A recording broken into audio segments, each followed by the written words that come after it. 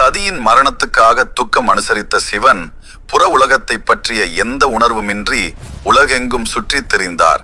அவர் திகம்பரராக இருந்தார். மேலும் அவரை கண்ட பலரும் அருவருப்படைந்தனர். இருப்பினும் அவருடைய பக்தர்கள் அவரது சக்தியை உணர்ந்து அவர் காலடியில் விழுந்தனர். ஆனாலும் அவர் அதை பொருட்படுத்தாமல் தொடர்ந்து உலாவினார். அவர் செய்த நித்திய தவம் அவரை மிகவும் அழகானவராக ஆக்கியது.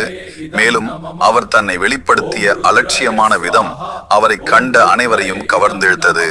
ஒரு நாள் சம்பு ஒரு யாகசாலைக்குள் நுழைந்தார். அதில் 2 ரிஷிகளும் அவர்களின் மனைவியரும் ஒரு யாகத்தை தொடங்கிக் கொண்டிருந்தனர். ஆனால் அந்த பெண்கள் சிவனை கண்டதும் அவருடைய சக்தி வாய்ந்த வடிவத்தாலும் நேராக பார்த்த பார்வையாலும் உருகி போனார்கள். அவர்களால் யாகத்தில் கவனம் செலுத்த முடியவில்லை. மாறாக அந்த மர்மமான யோகியின் காலடியில் விழுந்து தங்கள் வாழ்நாள் முழுவதும் அவருக்கு சேவை செய்யவே விரும்பினார்கள். ரிஷிகள் இதை கவனிக்காமல் இருக்கவில்லை. சிவனை கண்டதும் அவர்கள் கோபமடைந்து யோகியின் வடிவில் இருந்த இந்த கவனச்சிதறலை அழிக்க நெருப்பிலிருந்து பயங்கரமான உயிரினங்களை வரவழைக்கத் தொடங்கினர்.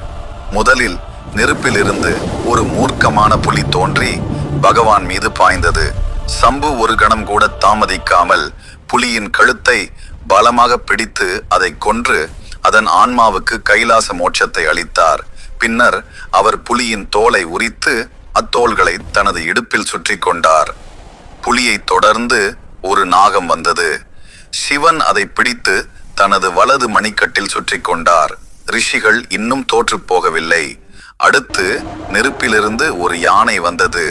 அதையும் சிவன் எளிதாக கொன்று அதன் தோலை தனது மேலாடையாக அணிந்து கொண்டார். அதன் பிறகு வந்த அசுரன் தோற்கடிக்கப்பட்டான். அதனால் கோபமடைந்த ஈஸ்வரன் அவன் முதுகில் நடனமாடத் தொடங்கினான்.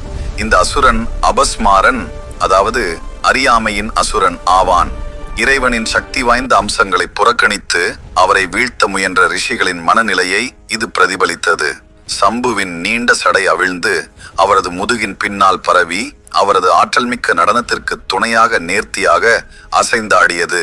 இந்த போரை முடிவுக்கு கொண்டு வர இப்போது தவறான பாதையில் சென்று கொண்டிருந்த யாகத்திடமிருந்து நெருப்பை சிவன் பறித்து சரியான நேரத்தில் மற்றும் நன்மை பயக்கும் நோக்கங்களுக்காக மட்டுமே பயன்படுத்தும் நோக்கில் தனது இடது கையில் உறுதியாக பிடித்து கொண்டார். நடராஜராக அவர் நிற்கும் கோலத்தில் 4 கைகளுடன் கண்கவர் மற்றும் மயக்கும் பாத நிலையில் அவர் இருக்கிறார். அந்த நிலையில் வளைந்த வலது காலின் முழங்காலுக்கு மேலே இடது கால் உயர்த்தப்பட்டிருக்க கீழிடது கை வலது காலின் பாதத்தை நோக்கி கீழ் நோக்கி வளைந்திருக்கும். இதன் மூலம் தனது பக்தர்களை தன் பாதங்களில் சரணடையுமாறு அவர் சைகை காட்டுகிறார். இந்த அபய முத்திரை அவர்களுக்கு நம்பிக்கை ஊட்டுகிறது.